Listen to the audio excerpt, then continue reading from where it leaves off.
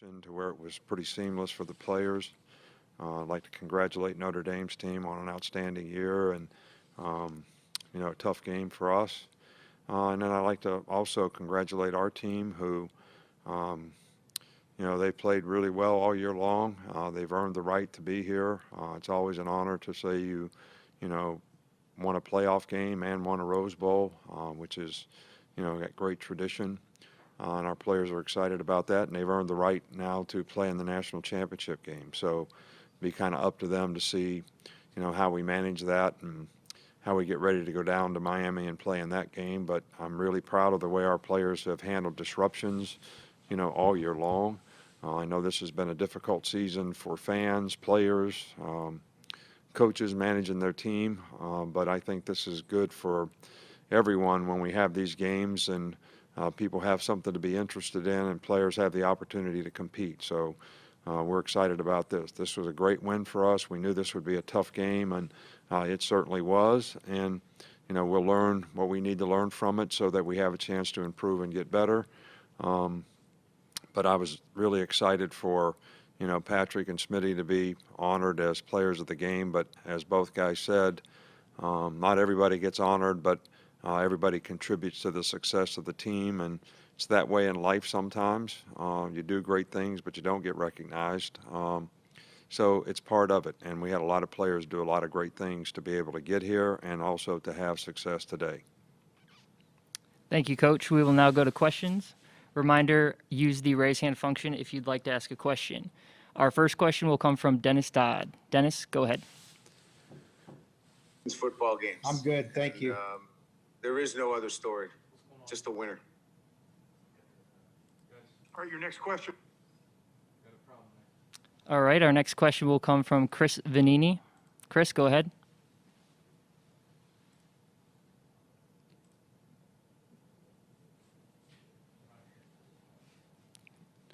Chris, go ahead. Can you hear me? Yes.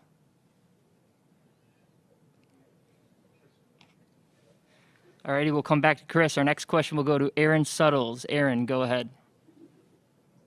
Nick, the last few times you guys have played, the defenders have chosen to drop a lot of guys into coverage, sort of make you work down the field, but we've also seen you guys winning. Is there a comfortability knowing that you guys can play sort of any style that you need to win? Well, I think you have to be able to play every style. I think that, if people get a beat on you in terms of, what is successful against you and you don't have answers for it, then everybody's going to do it, and they're going to take, a lot of things away. I think the thing that was a little tough for us in the second half is we didn't run the ball very effectively in the second half. We wanted to try to take the air out of it, at the end of the game. Didn't have much success. They had the ball for almost the entire last 8 minutes of the game. And but we have to be able to finish, a little bit better, regardless of what style of defense anybody's going to try to play against us. And I'm sure we'll learn from it and hopefully do better the next time. All righty, our next question will come from Stephen Smith. Stephen, go ahead. Coach, first and foremost, congrats on the win. But one of the guys that stepped up was DeMarco Helms.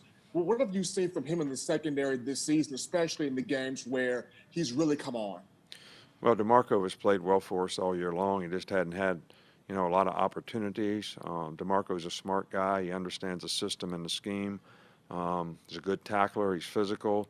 And we knew that they were going to be a physical team, so, we chose to play him today a little bit more, and he did a really good job. So, but he's done a really good job in practice, and I think that's the key to the drill. And he deserved the opportunity to play, and I think he did a pretty good job for us today. All right, our next question will come from Chris Daly. Chris, go ahead. Hey, Nick. Smitty had another dominant performance tonight. Do you think this cements his Heisman Trophy chances? We love it when our players get recognized, and Smitty has done as much for our team as any player could do for any team. So, we're so happy that he was recognized as College Football Player of the Year. I don't get the opportunity to see all players play and really know exactly, what they've done for their team.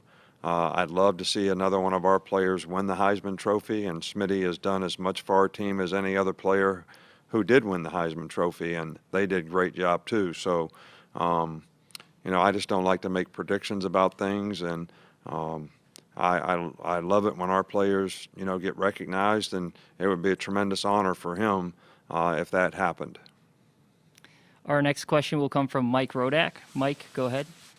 What was the explanation given to you for the unsportsmanlike conduct penalty at the end? Oh, I was just, out on the field about 2 steps because I was yelling at one of our linebackers who didn't drop in the right direction, which I've done that pretty much all of my career. And it wasn't during a live ball. It wasn't. So, and I guess technically you're not supposed to do that. But, I mean, look, I'm not criticizing anybody. I'm not complaining. I'm just saying I've been a head coach for 20-some years, and I've never been called for that. But I got called today, and I'll have to do better next time. Our next question will come from Nick Hamilton. Nick, go ahead. Congratulations on the win, Coach Saban. Want to get your thoughts on just Patrick Surtain as far as what makes him so difficult and what makes him so swift as far as being in the secondary and be able to make those coverages and make those special plays. Well, Patrick has got great size. He's got great speed. He's very instinctive, very good athlete, can change the direction, good cover guy, and he's really smart. He does a great job of preparing for the game. So he really knows, what he has to do in a game to have success against whoever he's got to cover. We ask our corners to do a lot of bump and run, and him and Josh have both done a pretty good job, all year long. So Patrick has played phenomenally well for us, and good to see him get recognized tonight as a defensive player. Our next question will come from Brett Hudson. Brett, go ahead. To go back to opposing defenses kind of sagging back and playing a more conservative style of defense, what are some of the checks that Sarkisian has made to go against that, and how have the players executed those? Well, I think when people play us that way, you got to take what the defense gives. Mac threw a couple check downs tonight, which become catch and run plays for you. They're not the big time explosive plays that we sometimes make, but they do keep the chains moving. I think, Najee had a couple great, catch and runs today. I think he dropped one. But I don't really think that there's anything from a style standpoint that is not something that we can attack, and that we'll have to attack it in the future. And, when people play zone and they sag off, you got to throw the ball and take what they give. The key to the drill is, if you don't get in long yardage situations, they don't really have the opportunity to do that, because you can't do that on 3rd and 4 or you still make a first down. So to have more positive plays on 1st and 2nd down so you don't get in long yardage situations, which we got in too many long yardage situations today, especially in the second half, and we didn't convert. So, but if we make those 3rd down and 4, 5, and 6, then it's hard to play that way and really stop them playing zone. Our next question will come from Joseph Goodman. Joseph, go ahead. Nick, congratulations on the victory. I was wondering how you teach Najee Harris how to jump over whole football players.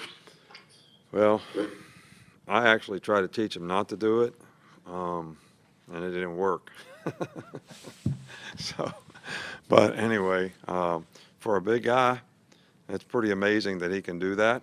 And he's kind of got a great feel when a guy's going to try to cut him, which a lot of guys, smaller DBs, will all try to cut tackle, bigger backs. And when he sees that head go down, man, he'll go over top of him in a heartbeat. So, and it's been very effective for him. Our next question will come from Michael Casagrande. Michael, go ahead. Just wonder if there's any health update for injured players. Christian Harris, Malachi Moore wasn't out there. Any update on them? Malachi Moore is day to day. He injured himself a little bit in the Florida game. He was able to practice on and off, but it's the type of injury that exercise aggravates it. So he wasn't able to go today. Really nothing else that, Christian Harris we just took out because we didn't want him to get hurt. He was getting a little sore, which the injury that he has will do that on occasion. But he played through it, and he could have finished the game, and we just didn't. We just took him out. All right, our next question will come from Chris Vanini. Chris, go ahead. Yeah, Nick, you've obviously coached in the Rose Bowl before. What did you kind of make of this setting and kind of everything around it? Well, we've played here. I think this was our 5th time that we've played here. We were actually supposed to play USC here this year, and in AT&T Stadium, Cowboy Stadium. So we've played here before. I think this is one of the finest venues in college football. I don't think that there's anything quite like the Rose Bowl. There's the tradition, the setting, the mountains. It's just a phenomenal experience to play in the Rose Bowl. I wish our players would have gotten that opportunity, but at the same time, these people did a phenomenal job of the transition from the Rose Bowl to here. The playoff folks, the Capital One folks, the people here in Dallas, as well as the Rose Bowl folks. So, and it was pretty seamless for our players, and they enjoyed the opportunity to be able to play in the Rose Bowl, even though they had to play here in Dallas, which is really a great experience for players as well. All right, our last question for Coach Saban will come from AP Stedham. AP, go ahead. Congratulations, Coach. Coach, did you notice any surprises from Notre Dame on offense, defense, or special teams? Did they have anything for you today? Well, they did a lot of shifting and motioning and shifting in and out of unbalanced formations, which I didn't think our players managed very well in the first half. They had a good plan against us, and they do a great job. I think Brian Kelly is a great coach, and his entire staff deserves a lot of credit for the plan they put together to play against us, as well as all the things that they've done all season long to get here. Their players really play hard. They play with great discipline. They did a good job of stopping the run in the second half. They plugged backers and did a really good job from that standpoint. But I think that when you play in games like this, you know that the other team practices too. So they're going to do something different and try to take advantage of something that you maybe didn't do so well on at some point in time during the season. And the players really have to be able to adjust in the game. I tell our players that all the time, and we certainly had to do some adjusting today. I think our players did a good job of it.